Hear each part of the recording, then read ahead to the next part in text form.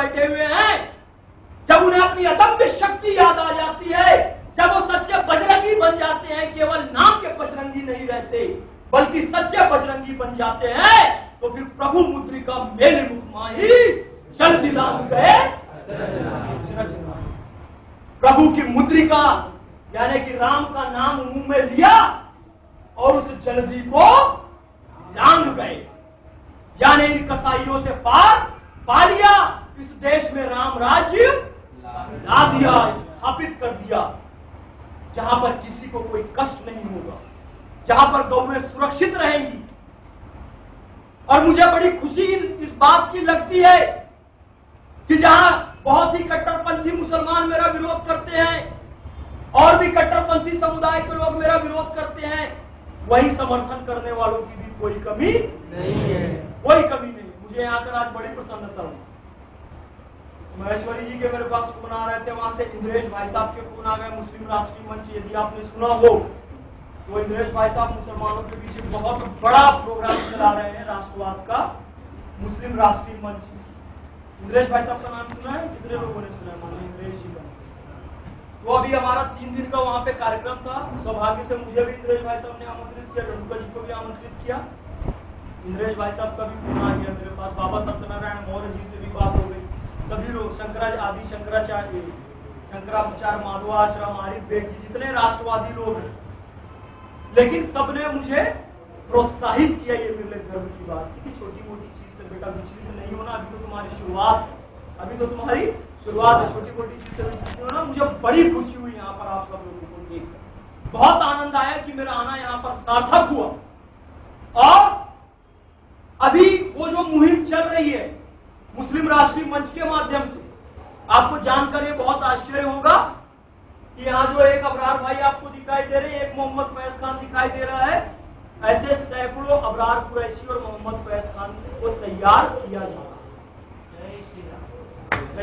जा रहा है, जो अपनी जमीन की हकीकत को पहचाने कि मूल रूप से यहाँ बाहर से आया हुआ कोई भी नहीं है, 1% से भी कम है बाहर से आया हुआ, सभी इसी मिट्टी के, सभी इसी मिट्टी। कोई अपने आप को ब्राह्मण कहे, वैश्य कहे, शूद्र कहे, सनातनी कहे, मुस्लिम कहे, चाहे ईसाई कहे, चाहे सिख कहे, चाहे जैन कहे, चाहे बौद्ध कहे, वो सभी इसी मिट्टी के हैं। समय समय पर कोई ईसाई हो गया, कोई मुसलमान हो गया, मूल रूप से सब वही भगवान श्री रामचंद्र जी और कृष्ण जी के वंशज।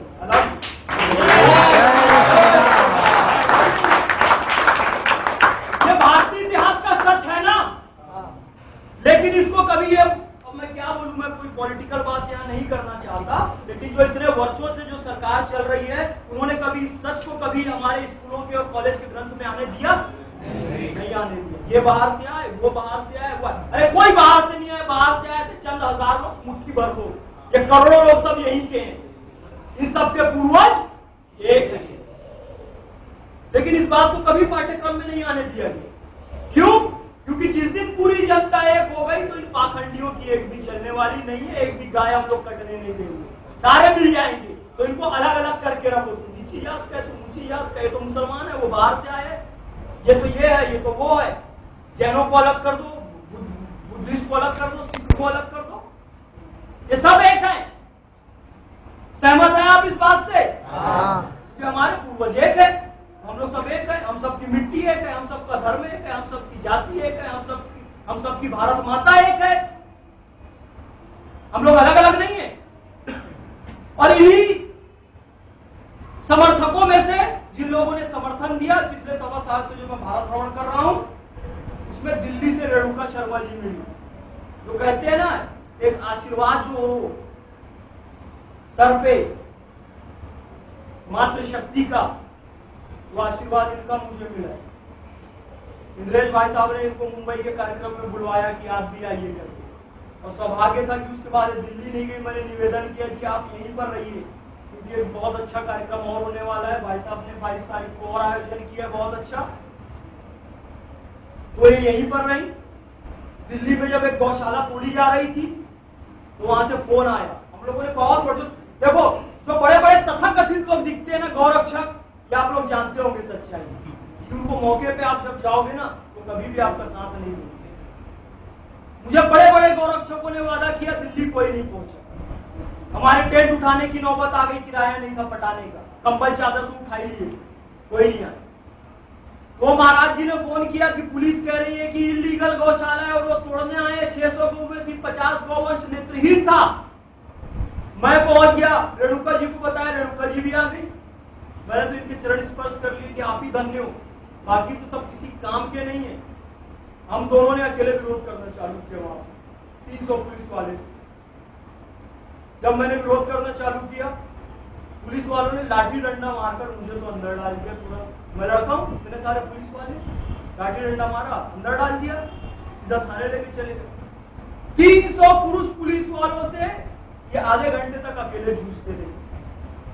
अकेले महिला पुलिस वालों को बुलाया गया, सबने मिलकर इन्हें कंट्रोल में किया और गाड़ी में डालकर इन्हें भी लॉकअप में बंद कर दिया। यह गर्व की भी बात है हमारे लिए और इस भारतीय शासन व्यवस्था के लिए शर्म की बात है, शर्म की बात। इसीलिए मैं इनको प्रणाम करता हूं। और मैं तो पड़ा हुआ था 22 दिन के अनशन में। अब कहां से कागजी कार्रवाई होगी, कहां से फंड का जुगाड़ होगा, कहां से लोगों के दुनिया भर से फोन आ रहे थे, पॉजिटिव भी आ रहे थे, निगेटिव भी आ रहे थे, मान भी कर रहे थे, अपमान भी कर रहे थे, वो सारा कुछ कागजी कार्रवाई से लेके मान अपमान झेलना सब कुछ इन्होंने साथ। इसलिए मैं इन्हें प्रणाम करता हूं और मुझे बड़ी खुशी है कि आज वो यहाँ पर आप सबके बीच में भी आ गई है मेरे निवेदन को मानकर।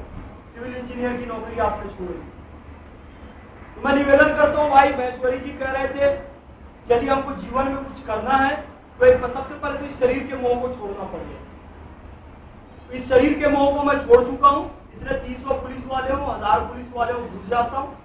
अबरार भाई मिल गए, आप लोग मिल गए, तो अब हिम्मत बढ़ी कि यार मैं कम से कम अकेला नहीं हूँ, ये सब मेरे भाई लोग काम पहले से कई जमाने से कर रहे हैं। ये मोह को छोड़ना पड़ेगा और ये रंगों के महत्व को पहचानना पड़ेगा। जैसे कह रहे थे आप हरा पहने, महेश्वरी जी में केसरिया पहनो, ये तो बड़ी अच्छी बात हो गई। और ये मैं 1.25 साल से केसरिया ही पहना हुआ, वो इसलिए पहना हूं क्योंकि एक भारत सरकार के किसी व्यक्ति ने कह दिया था कि ये तो आतंकवाद है। ये क्या भगवा आतंकवाद, वाह वाह, मेरा रंग दे बसंती चूल्हा। बसंती का क्या मतलब होता है? भगवा होता है। भगत सिंह, अशफाक उल्लाह खान, राम प्रसाद बिस्मिल इस रंग के लिए शहीद हो गए और उन 20 लोगों को ये आतंकवाद दिखाया। अशफाक उल्लाह खान भी चाहते थे कि मेरा कफन कैसा बने, बसंती बने। भगत सिंह भी चाहते थे मेरा रंग दे बसंती चोला।